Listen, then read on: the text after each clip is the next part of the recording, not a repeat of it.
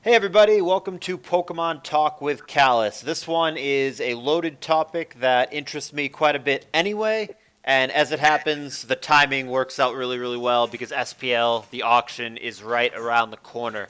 We're going to have the good old management chat. We're going to talk about mega buys, we're going to talk about approaches to a draft, what's important to us when we're draft planning. It's a loaded topic. This could cover way more than an hour, but we're going to try to keep it within the hour range as we always do. And I have two very experienced, very qualified guys here with me, JabbaTheGriffin and Genesis7. Before we begin, Jabba actually, believe it or not, has started his own YouTube channel. It's only been around for about 2 weeks. If you guys want to check that out, there will be a link in the description. Absolutely help him out and give him your subscription. It's been really good content so far. Worth your while. Give him a like and a checkout. All right. Thank you. So you two, real quick, why don't we start by giving our resume here real quick to the viewers? Java, what have you managed of relevance?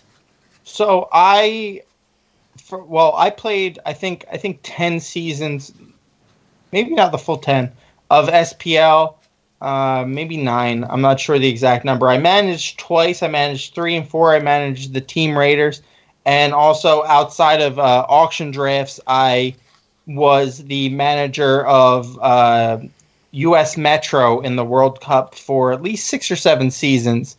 But specifically, I was a big hand in drafting early big seasons too, as well as drafting the Raiders in season 3 and 4. And then Genesis, what have you managed? Quite a bit, but go ahead and tell us. Yeah, in terms of winning, I won the third Smogon Snake draft as a manager, and I won, I think, the second ROAPL, and then I managed Team Canada in the World Cup from 2016 to now, and I made finals of POCL twice as a manager, and another Smogon Snake draft. I made semis too, so that's about it.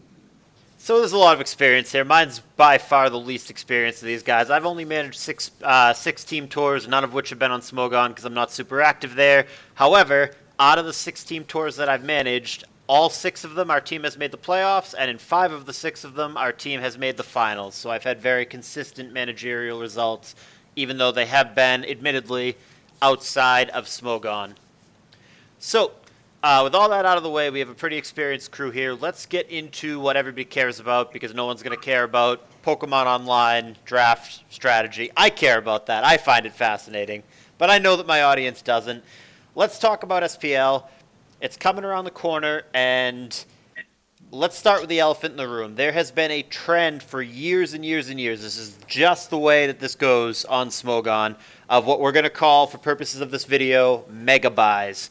Players that get purchased for outrageous amounts of money, 25, 30, 35, sometimes even more thousand auction credits for these players. And we're going to talk about the approach to that, our thoughts on that, what the results have been historically. We've got a bunch of data laid out in front of us.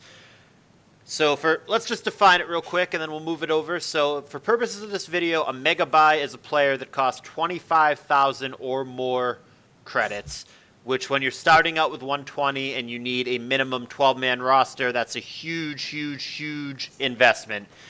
Examples of past mega buys, we'll get into the specifics in a minute. We've got ABR, Ojama, Tamaho, McMagan, BKC, that kind of player. All right, I've talked enough. Let's go over to Genesis. Your general opening opinion on mega buys. Well, me personally, I would never spend more than like 21K on a single player.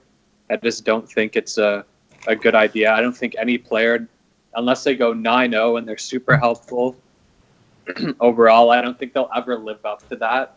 I think there are just so many players on Smogon that are underrated, and that can easily go positive. I think there are a ton of players on Smogon that you can look at pre-auction and say, I know this guy is going to go 5-4 or better, that it's not worth spending that much money on someone.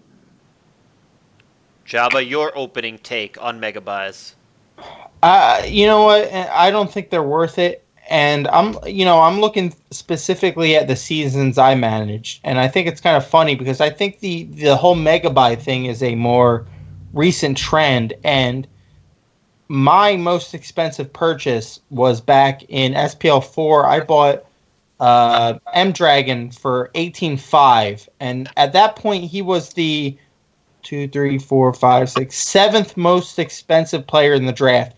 And in that draft, Earthworm was the most expensive at 28.5, and that was the only mega buy under our current criteria. The second was McMegan at 22.5. So I feel like this is a far more recent trend, and I'm not sure it's worth it. I got a lot of mileage out. I would personally cap it around 20. Genesis said 21. I think that's fair too. I just don't think it's worth it to go above and beyond. I'm not prepared to put a hard cap number on it because, I mean, if someone said, like you said 20, Genesis said 21. So, like, if someone offered you, okay, would you start SPL out with BKC on your team for 22K? You are Well, yeah, it's never hard cap. Yeah, I mean, you're insane. It's a soft cap. It's a soft cap. You're insane to say no to that. Like, to a certain point, like, if it's ABR or BKC or something like that for 23,000, which is never going to happen, but in the hypothetical, of course, you take those guys at that price. What ends up happening in these drafts, from my experience, is you kind of put a soft cap on someone. Clearly, if you see my early chase was M Dragon, so I maybe put a soft cap on him of 20,000. So what typically happens with these players is that you completely undervalue what they're going to go for, and so you chase them, and then maybe you'll chase them to 21, you'll chase them to 22, and then you'll see, fuck, there's still 3 other teams currently in this race.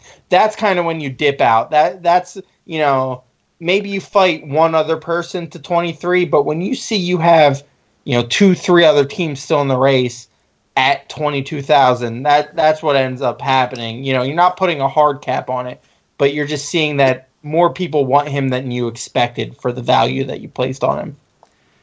So I'm not prepared to put a hard number down, but like as in general, I could just tell you right now that I would never drop 30K on any player. Not BKC, not ABR, not Earthworm in his prime, nobody.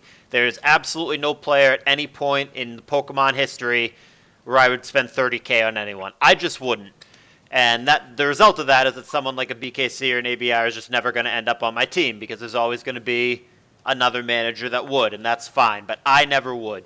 So none of us seem to love Mega Buys, and that's going to make for a real boring talk. So I'm just going to go ahead and play devil's advocate here. I can play it because I lived through not pursuing mega buys cost me, and looking on the teams that did well, I think I can support the mega buy. Well, I'll put it this way, Genesis. We'll start with you. How do you respond to the commonly accepted argument? I disagree with this argument, by the way, but how do you respond to it? That part of the reason that the price is justified for a mega buy is because they help multiple tiers. So if you buy BKC or ABR, they're going to build for 3 other tiers. They're going to test for 3 other tiers. They're going to make the guys around them better. How do you respond to that argument? I think it's a valid argument. Like if there was a player who was as good or better as like BKC, but he's only going to play his games and prep for his own games, that guy wouldn't even cross my mind to spend a ton on him. But if we're saying BKC is going to help in 3 tiers, it would definitely, and let's say he's even worse than whoever this guy is, I'd definitely spend more on a BKC in that situation. So I think it's valid, but I think there still is a limit to how much value that has. But you buy into that these top guys are going to make lesser players around them better. Yeah, definitely. Like in both snakes, from my first pick, I picked way lower down the draft list than people expected. Like some people pick guys like Soulwind and BKC and Ojama super early in the first round, and I picked the 2 years I picked Finch and I picked Charm Flash this year. And a lot of people said, that's a stupid pick. These guys would have went in the second round for sure. For me, it's because I knew I was getting a team captain, like a leader, and a guy who's going to help every tier. And both years, those guys were the key reason why we went so far. And Charm Flash this year was the key reason why we won the tournament. He played OU and UU, and then he helped UU and OU when he wasn't playing in there. He helped RU. He built all the teams for RU. He helped NU. He helped everything. So it's important in my eyes. Do you feel the same way, Jabba? How much validity, if any, do you put on the argument that it's okay to spend ridiculous amounts, 35, 36, 37,000 on that kind of guy because they're going to help the guys around them? I think it's very valid. I think it holds true for almost. That's my cat skittering around. I think it holds true for almost every game, every sport, that the most improvement that any player makes is playing against a player that is better than them. So if you have a player with an extremely broad skill set who will, and this is the key point for this, who will use that skill set to help build and to help practice against those players, you're going to naturally improve those players. I in my heyday, I almost used to be like that. I would play against people who, I didn't know the tier that much, but I was better than them, and I would help them kind of bridge that gap to just play someone better than them, and eventually, they would get better and better every week. But obviously the issue is, and we've seen this in the past, you sometimes buy these players with that specific expectation and they don't live up to it. You need the player to be there, and to be there literally every single week for every single player that you expect them to live up to their worth.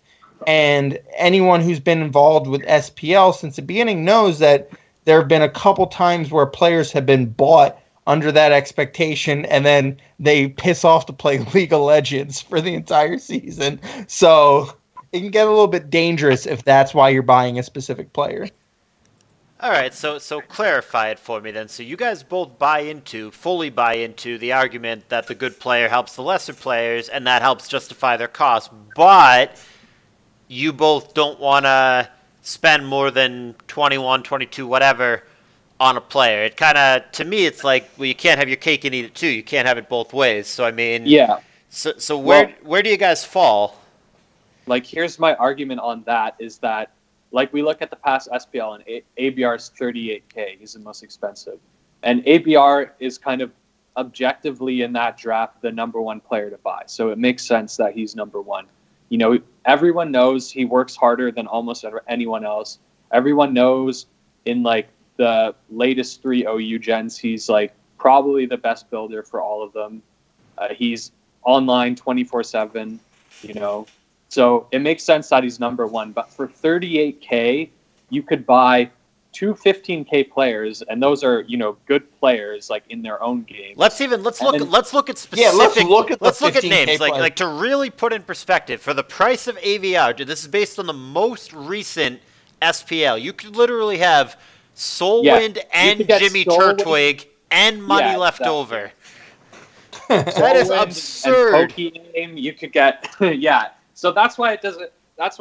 I don't. I look at the Chronicles, and I don't look at that and say, oh, the Chronicles managers are idiots for doing that. I get why they do that, but me personally, I would get 2 admittedly lesser players, but combined, they're probably better than an ABR for the same price or cheaper. You know what I mean? I don't even think it's close, and no disrespect to ABR whatsoever, but I think there is a significant gap between having Soulwind and Jimmy Turtwig with money left over or ABR. If you ask me which one do I want, I wouldn't even have to think about it. I take the former in a blink. I don't even think it's close. And the thing is that leeching 38K off of one team, especially ABR, who's going to be, like, within the first 5 nominations of the draft, like, that pretty much eliminates the Chronicles from contention in the draft for, like, the next 2 cycles of nominations. Right. Yeah, That's the there's other a problem lot of with it. value to be gained in kind of pushing other teams.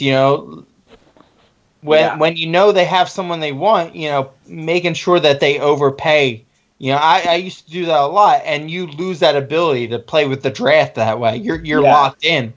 Exactly. Like usually when someone's paying upwards of 30K, it's public knowledge. Like Ojama on the Scooters, 35K. Every single person knew Ojama's is a Scooters player. Everybody knows that Conflict is a Sharks player. Everybody knows that Blunder was going to go to the Tyrants. So you can upbid that until it gets to the point where you're like, okay, if they decide to nut up and screw me over, I'm not okay with this anymore. Then you stop. But like, you're able to screw over these other teams. Let's use the Sojama example. So 35K is an outrageous amount. His personal record, a pretty fucking mediocre 6-5, which, I mean, it's for the average player, for the 10K player, if you go 6-5, that's fine. But for 35, that isn't a good record. So the question now becomes, how much do you give him credit for some of the other wins on the team that he himself was not playing? Yeah, and I mean, Ojama is going to help. Ojama is going to look over every OU team in every generation, and he's going to, edit sets. He's going to give a stamp of approval on it. He's going to be a leader on that team. But to me, like, okay, look at Lavos, 25.5, 12-1. They won the tournament. If I could see the future and someone says, oh, if you spend 38K on Lavos and he goes 12-1, I would say, okay, well, I'll buy Lavos for 38K. But, more than likely you're going to get a 6-5 Ojama. You're going to get a 6-3 ABR, which isn't bad. Like, that's 6 wins. That's pretty big. But you know what? That's an interesting philosophical question because I'm not on the same page with you. If I somehow had a guarantee that the guy would go X1, it was magically locked in, but he was going to cost 38K, I still wouldn't. Would you, Jabba? Well, I mean 12-1. Come on. I still wouldn't. It's too much. I think it hurts the team too much. For what price? 38K. If I knew okay, think of it. 38K. Think of it. 38K now. We say you could get, for the price of that, you could get Jimmy Turtwig and whoever else we said, right? Solwyn, right? Sure. Solwyn 6-3, Jimmy Turtwig 7-4. That's almost the same amount of wins for the You know what? It depends on the tier because you're looking at Lavos at GSC. And rest in peace, Lavos. That guy was a fucking god. I feel bad that he's out of the community now. But a GSC 12-1, that is one of the most clutch tiers you can have. That's borderline worth it. If you told me that your GSC player is going to go 12-1, I might lock at 38 because that's a hard one. That's a hard one, man. And I've been there, and I fought through this, and I fought with the RBY, and I fought with the GSC, and they're hard to get fucking wins in. It's easy to get wins in the new generation. You fucking grab a ladder hero, okay? And if your ladder hero doesn't work, you find one at fucking halftime, halfway through the season. If your GSC player, your RBY player isn't working, guess what? Your season's fucking over. That's the way SPL works. Yeah, see, I don't view it the way that Genesis just said, where like you combine Jimmy's wins and Solwyn's wins and it's comparable to Lavos' wins. I think it's way more valuable that the wins are happening in 2 tiers as opposed to just in 1. No, it's not. It's not. Having a lock every week is way more valuable than the 6 and 3 in 2 tiers. I'll tell you that right now. I've led an SPL tier or team before. If you have that lock down in 1 tier, you feel super comfortable. It's good. You cannot beat a 12-1 in GSC. Yeah. I'm sorry. Like there's nothing that compares to it. You go into every week knowing I don't have, we're automatically up 1 because we have Lavos. That's like insanely, the chat's more chill.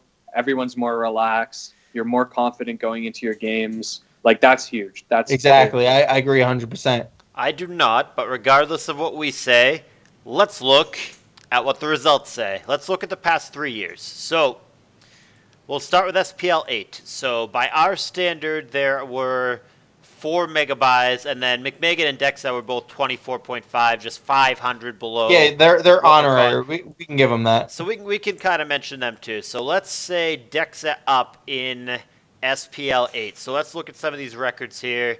I don't actually remember who won this tournament. Maybe one of you guys could pull it up, but no one technically, but the Tigers. right, is that the that's the year with the is that the season that us with the Mazar scandal? Tigers. I actually went for 13,000. Fuck me. And then Scooters were second, so Tigers Scooters.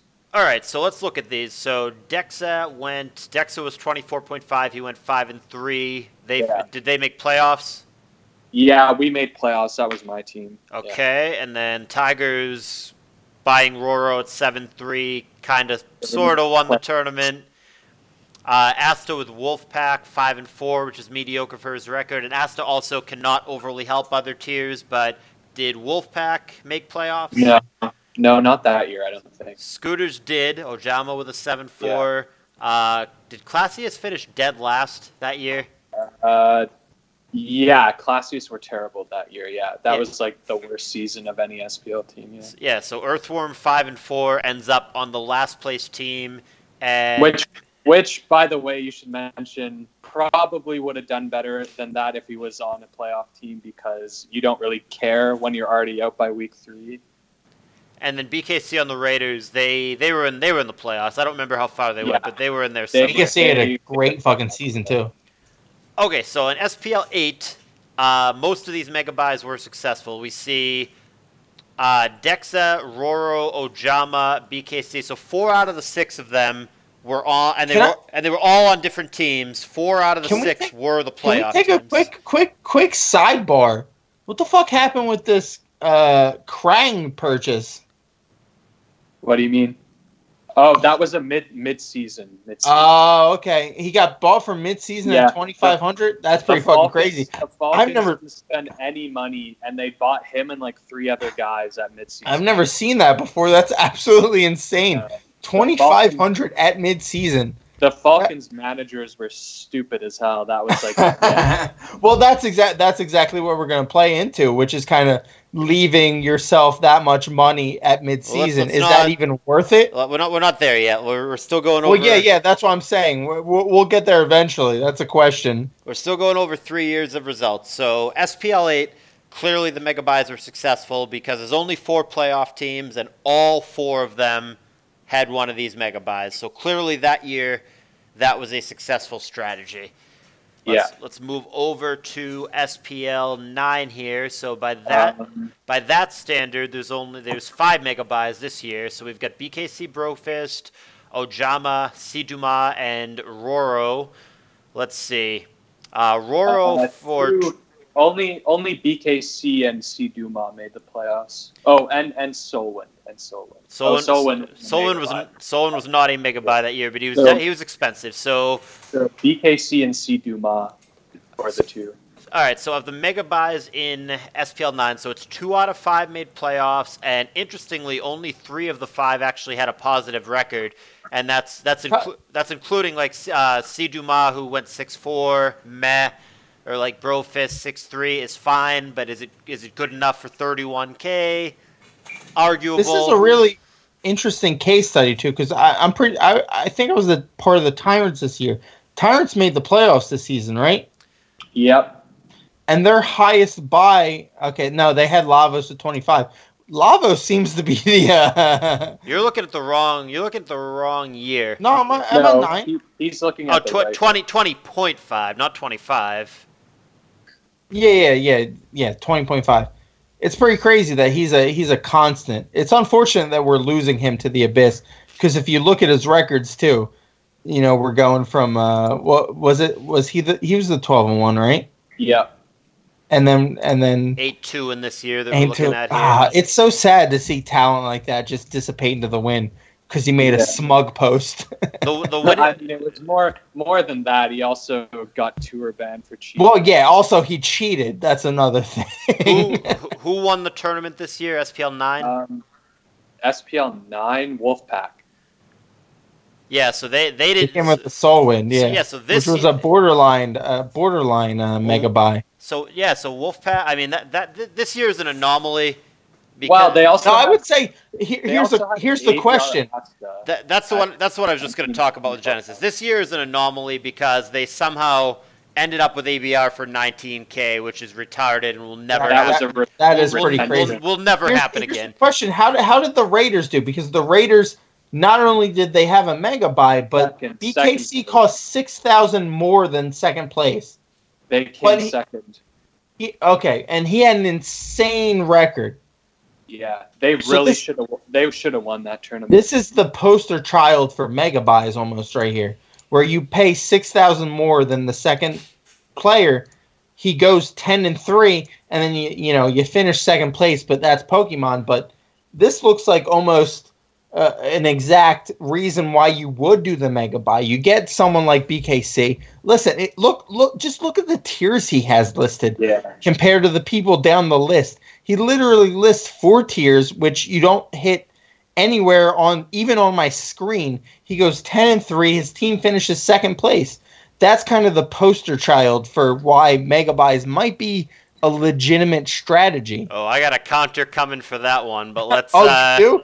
Hit me, brother. Well, let's keep it one topic at a time. Let's go to the most recent one, SPL 10, and look over these. So 25 plus, we have 7 players here. Pearl, Blunder, Lavos, Tama, Ojama, Brofist, ABR were all. You really do see how this is becoming more and more of a trend, though, of these hyper buys. Well, yeah. So how 4 of those guys made playoffs. 4 of them on different teams. 2 Ruiners and other than that, different teams. So 3 out of the 4 playoff teams last year had a mega buy. Buy. That's pretty good evidence, man. Yeah, so I mean, statistically, this works. I still don't care for it. I'd rather buy a bunch of guys in the 19-20 range and load up on. The Sharks had to miss. Did the Sharks miss the playoffs? Yeah. Yeah. You when you pay 29,000 for a 4-5 Tama home, you're probably not making the playoffs.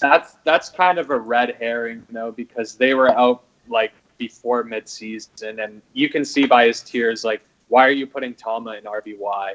It's because their RBY are shit the bed. So you're and another issue is I've been with Tama home on teams before, and me too.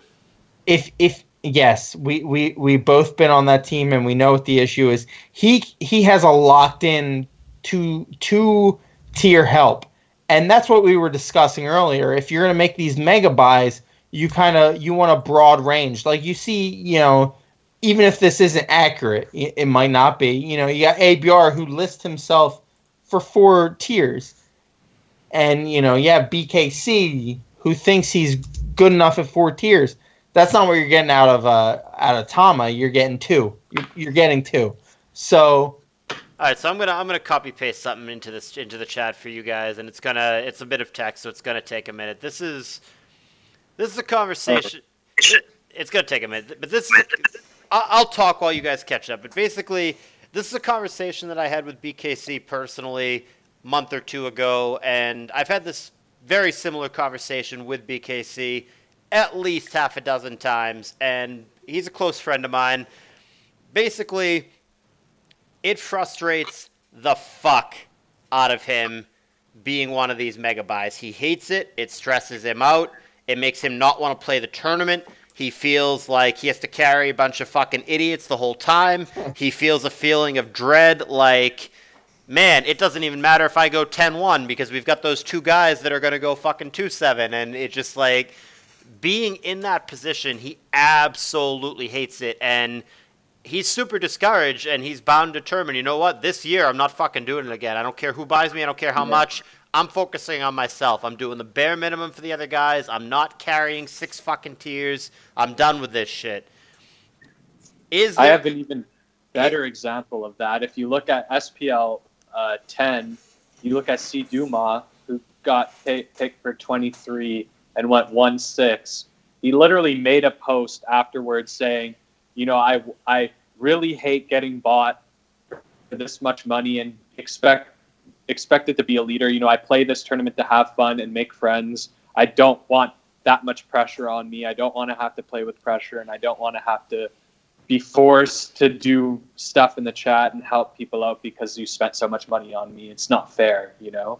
So those are two fantastic examples to the point that I'm making. So I'll let Jabba, who's now kind of going onto the Megabuy hype train here, what do you say to that when players vocalize, I hate being in this fucking position, I hate being expected because I'm good to help 5 other people or to do way more work than everyone else? What do you say to that? I completely understand it. I mean, I've been in literal both positions. I've been a 14K first season of SPL was a 14K buy, which was near top 10, which was a near top 10 purchase.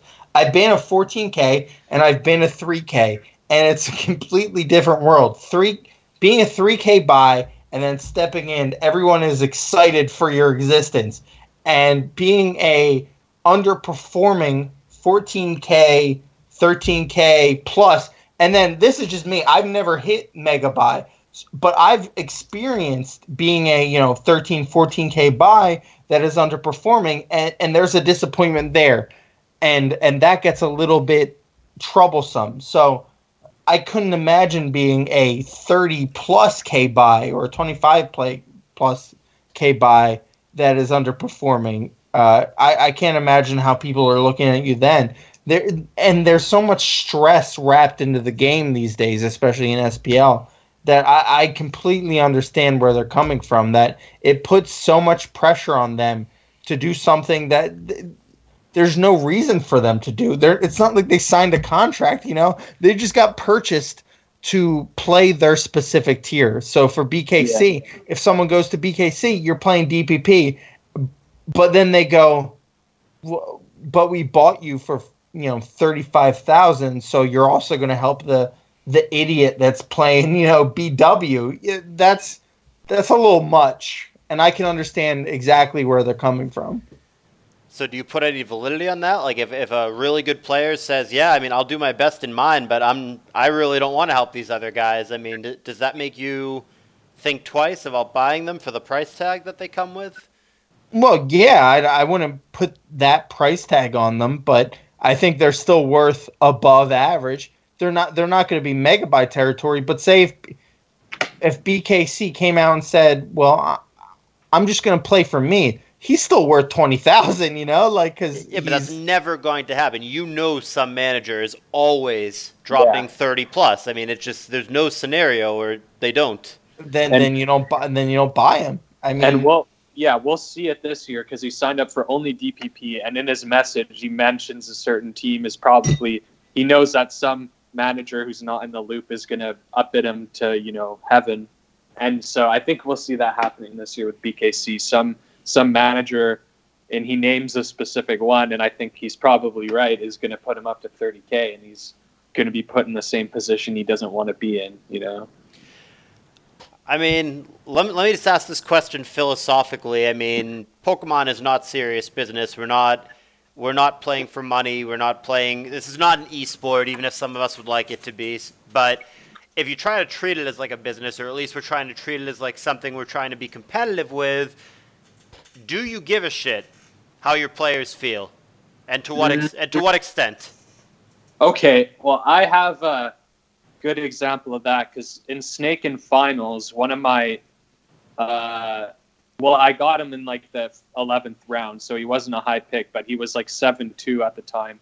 He quit in the finals because he was like stressed out because of school, which is kind of a bad excuse. But so I got super mad at him, and everyone else on the team got mad at him. But now people are saying, oh, well, he's justified. It's just a game.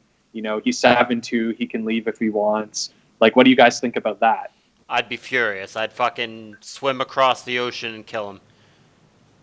Yeah, That's me fair. too. Luckily, we won, or else, that might have actually happened. Oh, I'd be livid. I'd be apeshit. And I have a story that you guys both know that the viewers will love, but I'll get to that in a minute. But, yeah, I mean, Jabba, when you're a manager, do you give a shit about how your players feel? I don't know. It's such a weird topic. Do you give a shit how your players feel in this voluntary tournament that they're not getting paid for? I don't know. If my player doesn't give a shit, then they don't give a shit. I mean that's just what it is in SPL, and there's really nothing you can do about it. I've been, and I'm looking even through these stats right now, and I remember I was a real big part of helping the Bigs draft in season 1, and we drafted under our current definition for a mega buy. We drafted Zach91, who did not disclose to anyone that he actually couldn't play the entire season because he had to go somewhere. We bought him for $27,000. He was one of the best OU players in the game. He only played 2 games. He won them both, and we didn't complain. We were just like that kind of sucks. But I feel like there's a different culture these days where we would raise hell and we would want our credits back and et cetera, et cetera. And so I don't know how I would react in a current day meta game. Okay, so let's say back to BKC as a hypothetical.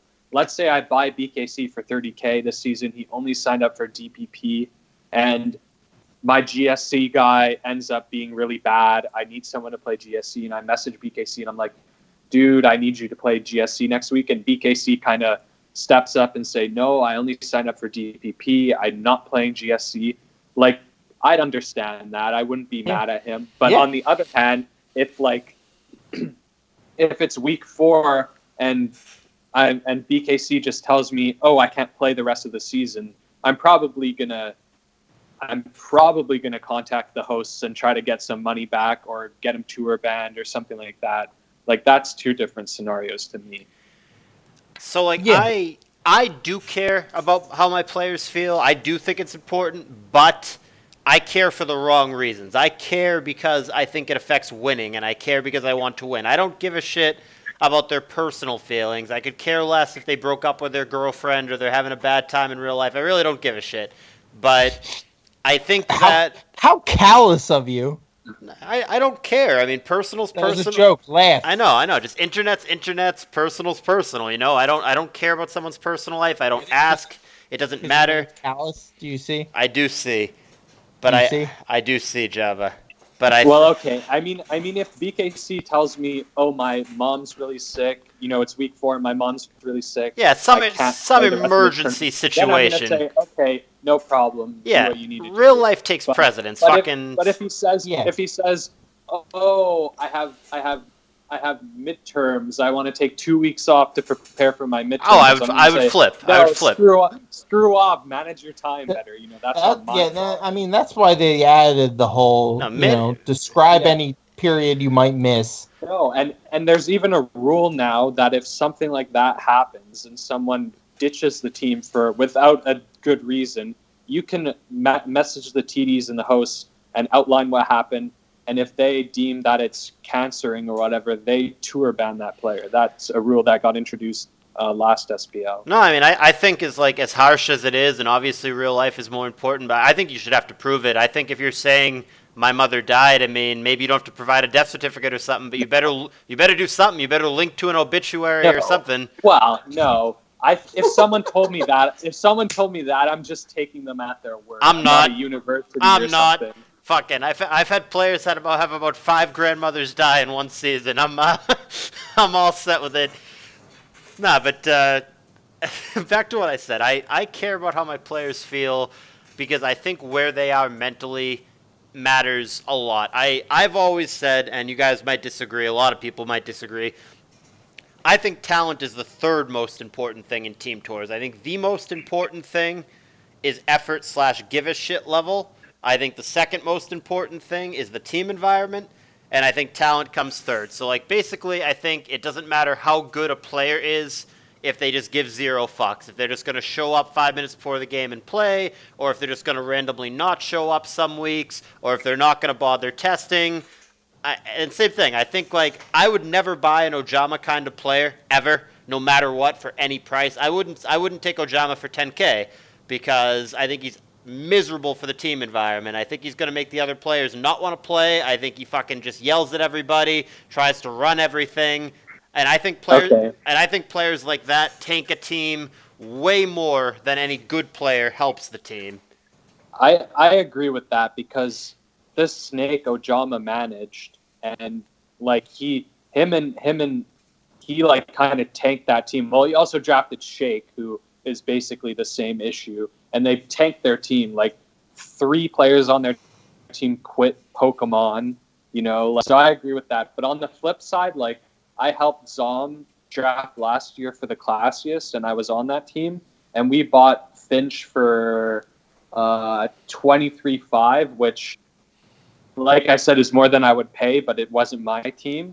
But like, I'm okay with that because he went 4 or 5, but like he was the whole team. Like he helped everyone, so I'm okay with that. But like someone like Ojama, who you're either getting a guy who's going 7-3 and you're winning and everyone likes each other, or you're getting a guy who's on a losing team and he's making everyone hate each other, and you're not going to have a chance to bring it back past mid-season, Examples of the kind of players that I like that I would want to have, and I mean, I guess there's no harm in getting into specifics now because I didn't get picked to manage SPL, so it doesn't matter. But like this year, guys that were really high on my list, had I gotten a chance to manage, guys that I would have really, really wanted and put a high emphasis on, someone like a Star Master, someone like a Marco P, someone like a Behe.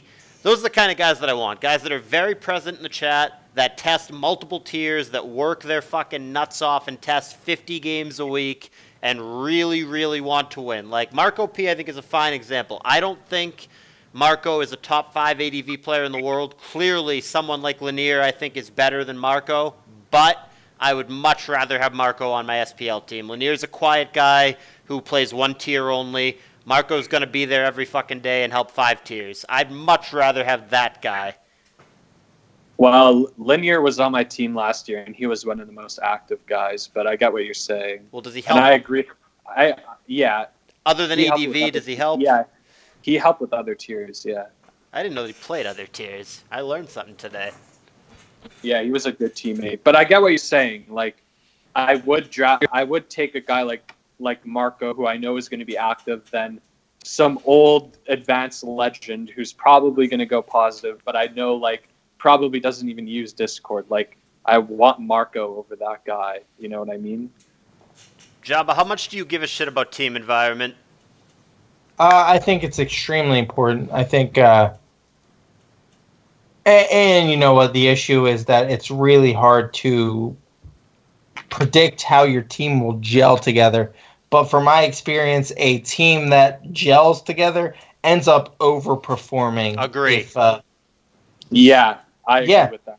I've coached, even in back-to-back seasons, I managed a team where everyone was on the same page and there was an extra level of effort because we almost became kind of friends. And then the next season it was kind of this distant, I'm here, I'm playing my game, and this is it.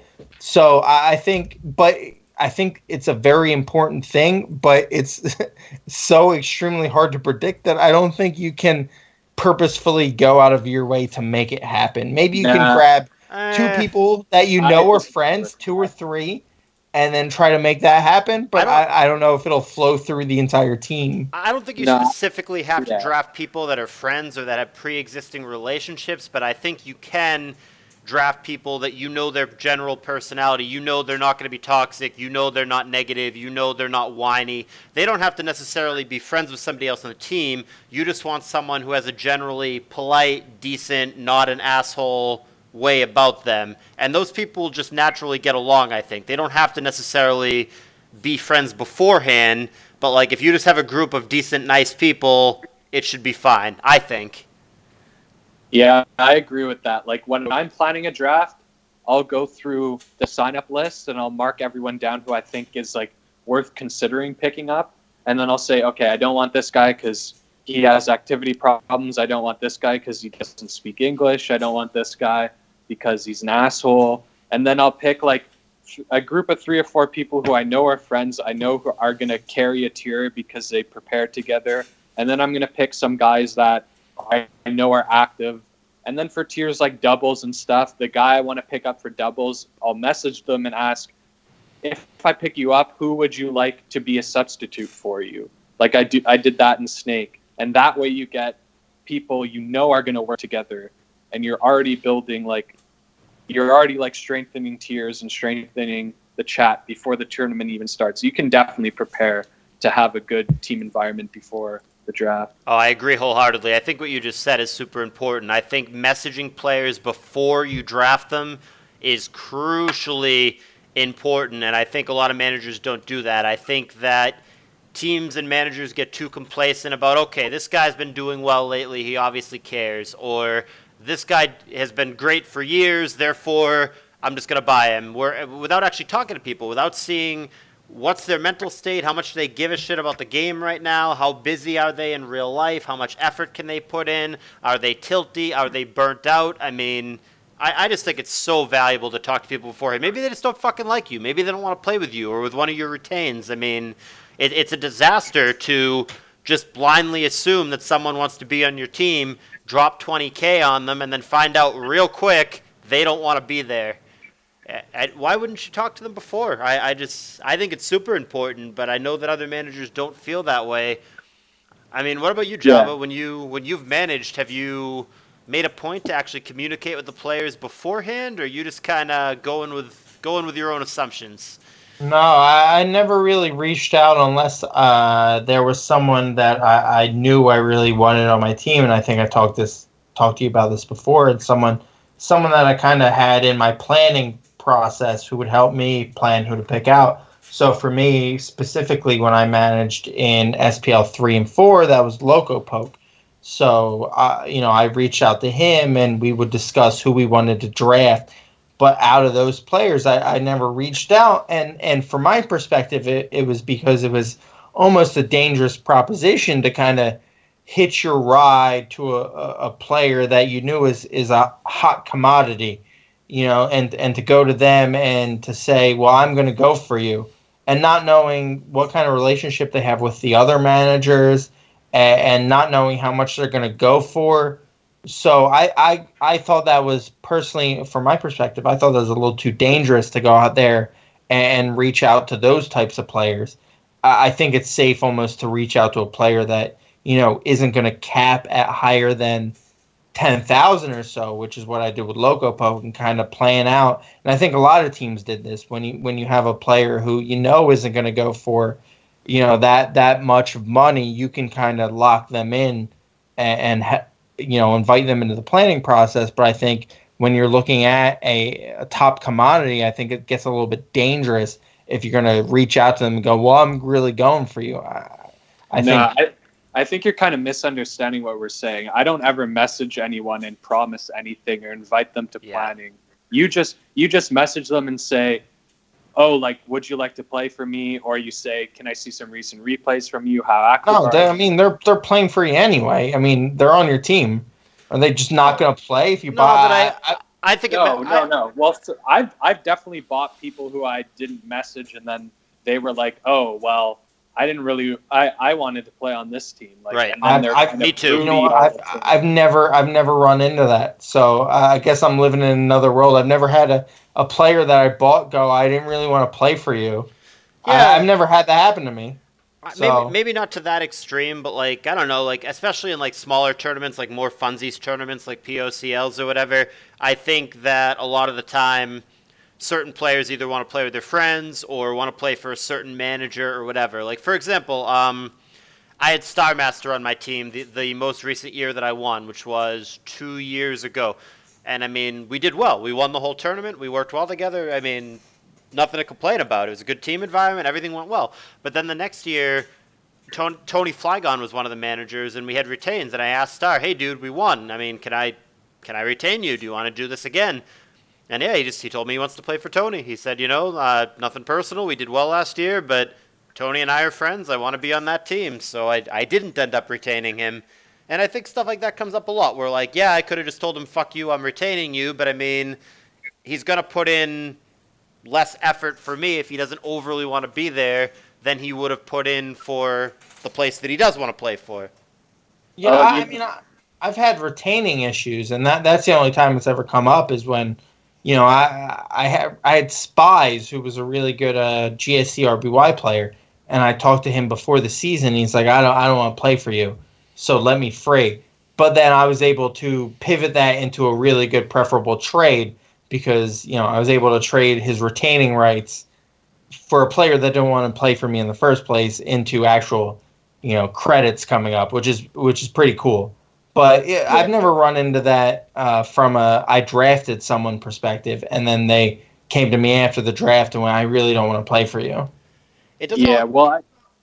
Go on. Well, it doesn't always have to be the manager too. Like sometimes you accidentally draft people who don't like other people on the team, and you don't know that beforehand. Like sometimes, I mean, there's certain ones that are obvious. People who go, yeah, I don't want to be on a team with fucking Ninjax or with GG Fan or whatever. But like, who wouldn't want to be on a team with Ninjax? He's really good. Like what an example? Like I didn't know. I guess Ace 11 really doesn't like Sam Best, and I didn't realize that there was an issue there. So like I was thinking about both of them for this past Pokemon tournament, and Ace 11 specifically messaged me and said, "Look, I know I asked you to draft me. I know I want to be on your team. If you're gonna pick Sam, don't pick me." So like. Stuff like that, I think if I didn't know that beforehand and I ended up picking both of them, I could see one or both of them not being happy, not giving a shit, it being detrimental to the team, etc. Yeah, something like that is kind of unavoidable. There's so many players on a team are available to pick for the team. You can't make sure you know every single little feud and beef on the site, but like as a manager, as one individual, I think it is kind of important that you make sure that play. I mean, not everyone. If there's a player who's like a 3K player and probably doesn't know any of the managers, what's the point of kind of checking in? You more make sure he's a good player than anything. But someone who's like highly touted in the draft and probably has every manager knocking at his door, you're like, then maybe it's a good idea to check in. So for the last 10 minutes of this talk, when we wrap this up here, because we've kind of played both sides of the coin here. So like we've said on one hand, okay, statistically, Mega Buys are pretty good. They have a good track record in the last 3 years. We want these players. But we've also said someone like an Ojama or a Tama or whoever it may be can sometimes be really toxic, really bad for the team environment. We don't want that. So basically the question for you guys is... What's the bottom line? Because it's super easy to say it depends, it's circumstantial. Yeah, of course it is. But I mean, at the end of the day, what's the decision maker? What's the X factor for you as to whether or not you're drafting Ojama, you're drafting Tama? I mean, at bottom line, are you taking a chance on that kind of guy, knowing that they could be toxic or not? And why? What is the factor that makes you decide, yes, I'm buying that kind of person, or no, I'm not? If I'm drafting, I have like 1, 2, 3 players in mind that I know are going to be my whole shot picks. I don't know. It's just someone you know and someone you trust, someone you know who's going to be good. I don't know. I don't know about factors. It's just someone you know is a safe bet and is a good big pick to make. Does it strictly come down to the price for you, or is there something that takes precedence? Okay, if I know ABR's going to be 30 plus K, I'm not worrying about ABR. I'm not spending that. But ABR is not toxic though. What about what's your question? Like, where's the line that I draw between toxic and not toxic or something? Yeah, someone that you know is good. An Ojama, a Tama, an Nintendi, that kind of player. How does like the bad outweigh the good? You mean? Yeah, pretty much. Like at what point? At what point do you go, yeah, you know what, Nintendi might rage the whole time and be a dick, but I'll take him, or, you know what, he's too much of a dick, I'm not taking him for any price. Where's the line for you? Okay, well, for me, like Ojama, like I know he's hot-headed, but he's undeniably a top 5 player on the site. He's been on the site forever. You know, he's never been tour banned. He's never been like so bad that people refuse to team with him and stuff. So if Ojama, of course he's going to be out of my price range anyway, but hypothetically if he wasn't, I'll go for Ojama. Like I'm fine with that. But if it's some guy who's good, even better than average, like a 10K guy, but I know is like like for example, Ben Gay. I'll say Ben Gay. Like, this guy's good. This guy's one of the best players on the site, but he half of the time either doesn't show up for his games, B, doesn't take the game seriously and brings BS, or C, actively like tries to like screw with the team in various ways if he doesn't like the team. So I'm not buying that guy. Or like I'm just not doing it. Shake is another example. Shake is another guy that's clearly good, but he's not at like Ojama Tama level, but like he's prone to be a total dickwad. Like, do you take a chance on that kind of player? Well, I like Shake, so that's kind of biased for me. But like, I don't know. I'm trying to think of like another example of someone who's like not quite as good as those guys, but. Well, okay, I'll give another example of people who have been in trouble with cheating in the past. Like, you brought up Star Master as someone you like a lot. I do. Like, for me, I'm never buying Star Master. For me, like, the stuff he's done on the site, the cheating he's done on the site, is just, number one, I'm not taking a chance that he goes someone on my team or gets in some stuff and ruins the season for me or ruins my reputation. And two, I just don't like kind of propping up players like that who I know are kind of grimy and cheat, even though I don't like dislike Star Master as a person or anything. It's just like, to me, I don't like to buy people who have cheated in the past or, you know, ghosted in the past and stuff like that. So is that across the board? So like a Lavos and a Loden, you wouldn't touch it? It's a case by case. Like, you look at like, for example, like, I don't know if you guys know about that, but like NJNP got in trouble the year he won OST because of some kind of stupid thing that I don't think he should have gotten in trouble for. Yeah, he was in a Discord chat, and somebody in the same chat as him was making comments about the play-by-play of the game. And he made one offhanded comment, and to me, NJNP doesn't play anymore, so it's not a big deal anyway. But for me, if NJNP was in this draft and I'm managing, I don't mind that. Like, that's not a big deal to me. But someone who has like straight up ghosted someone multiple times, or who has leaked teams, or who's a shady kind of character, I'm not chancing anything. I'm just not dealing with that. You know what I mean? Where do you come down on that, Jabba? At what point does this guy's an asshole versus talent? Where's the line? What's the ratio? How do you decide? Oh boy, that's a real tough one. I don't think I've ever had just a straight up insufferable asshole on my team that literally no one can stand. Oh, or that I've drafted. I've been on one. I would say Ace Matador.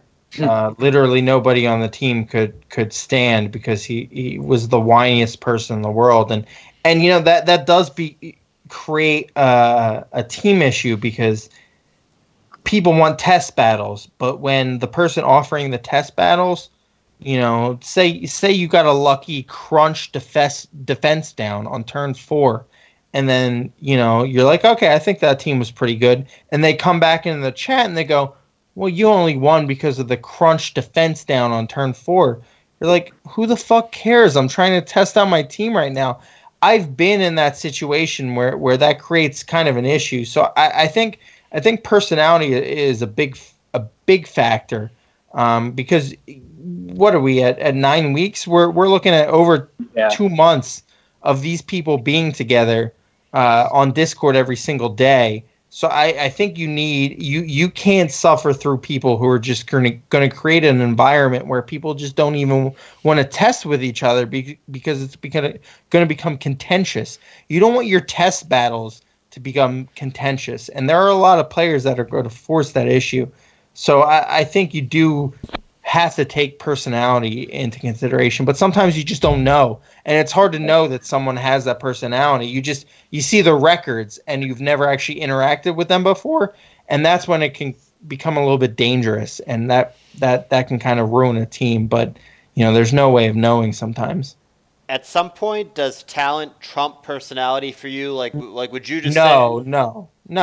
So even someone as good as like an Ojama or a Tama, If they were going to ruin the team environment, absolutely not. No. If it was so bad as what I was saying, then no. I don't care if you're going to win every single game. If nobody wants to be in the team chat because you're around, then that's a problem.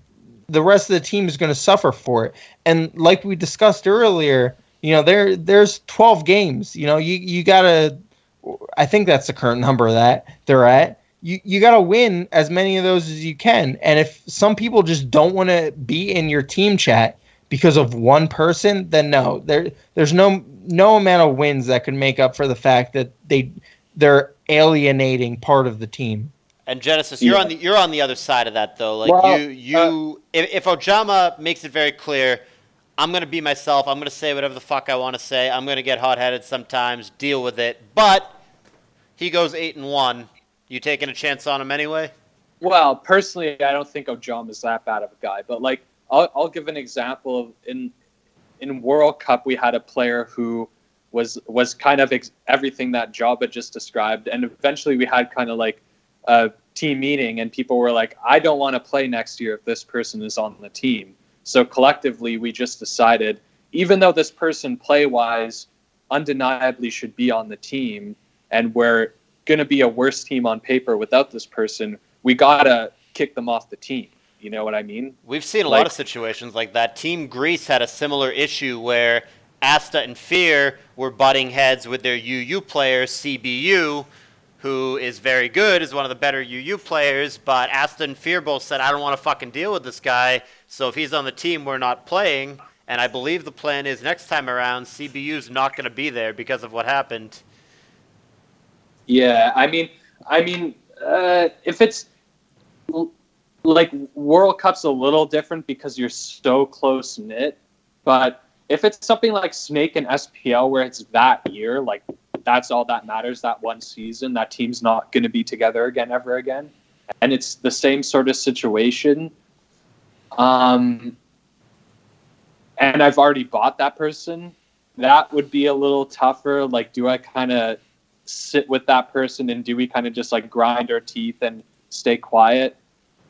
That's tough. I don't really know what I would do in that situation. I guess I'd probably just ask everyone on the team, what do you think? What's your vote? And then we'd go from there, kick that guy off or just kind of bear it, But on a case-by-case basis, you are willing to pick up like a Shake or like a Nintendi, that kind of player.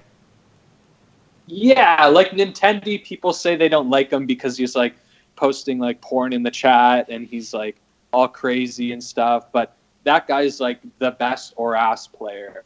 So if Nintendi kind of falls to me and I need an Oras player, yeah, I'll probably pick up Nintendi. You know what I mean? Would you, Jabba? Would you take like a Blurry, like a Nintendi, like I post porn and weird shit in the chat, and like a Z plus V kind of guy who has kind of like a weirdo reputation? Would you pick up a player like that? I don't know, man. That's a really tough one. I guess it depends on your needs, and it depends on really how bad the person is. Like posting weird porn in the chat, I don't know.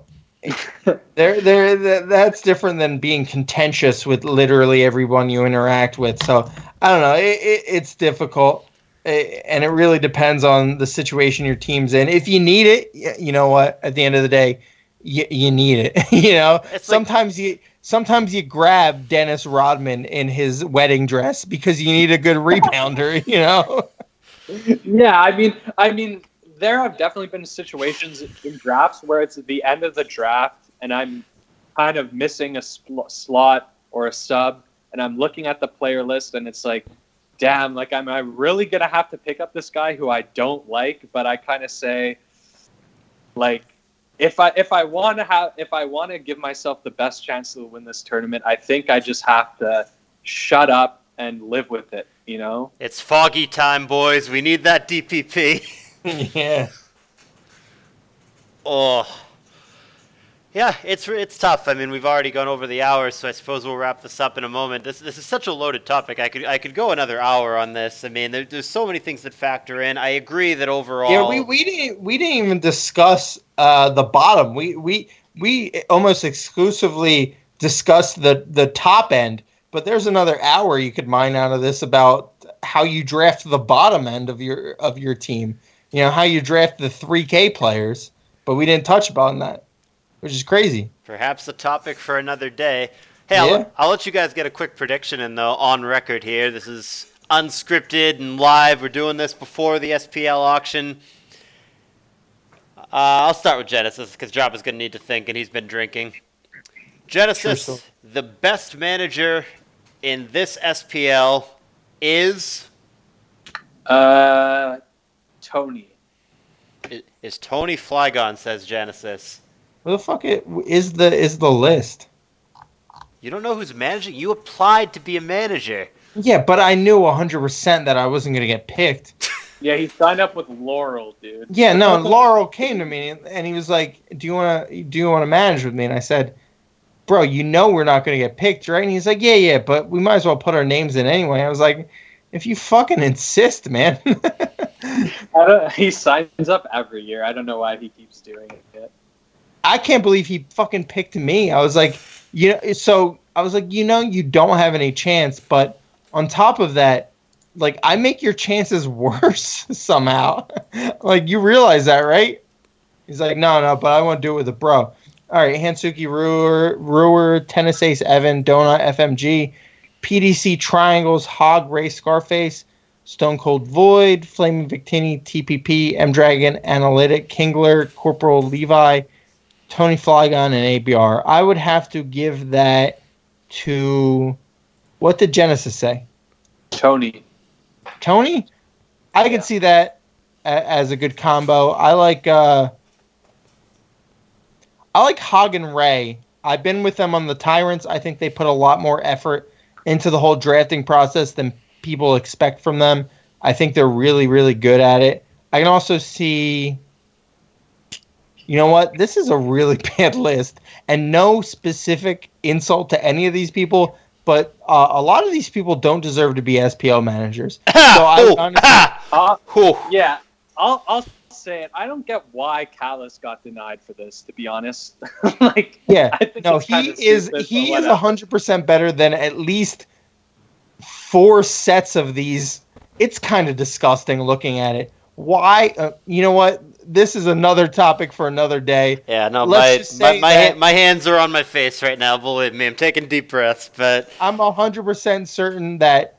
So you said Tony and ABR, they are a very deserving team. I said Hog, Ray, Scarface. They've done a very good job with the Tyrants. Maybe M Dragon, Analytic are a pretty good combo. Besides that, or PDC and Triangles are another one. Besides that, I'm not sure any of these people deserve to draft a team. And you know what? I don't give a fuck because none of these people are going to listen.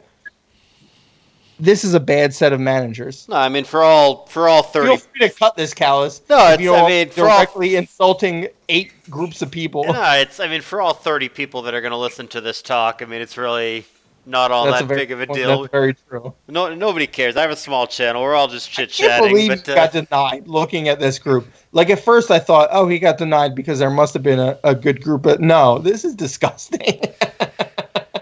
Why the fuck do Stone Cold and Void get a team? Well, I'm hoping to get drafted. I don't think that I'm going to get drafted, but because I am still hoping to get drafted, I think all 10 of these pairs are obviously fantastic. Me too. I love them all. They're all biggest dicks in the world. Goddamn. These are the greatest managers. I don't want to be on Tigers again, so I'll go ahead and say no thanks for Tennis Ace. But any of the other 9, I would never want to be on that team again. Yes, I'm with you. Yeah, I'll take any of the other 9. Tigers. They've ruined both of our I'll Pokemon play for groups. you, Tigers. I'll play. There you go. Genesis will go over there. There we go. All right, boys, that about wraps it up. We're approaching an hour 10. Good talk, and Jabba's right. We didn't even really cover everything, so there might be a part 2 to this coming in a couple weeks, but that's going to be it for part 1. Hope you guys enjoyed. Don't forget to check out Jabba's YouTube channel. Link in the description. And Thank you for shilling. Oh, no problem. See you guys next time. Bye.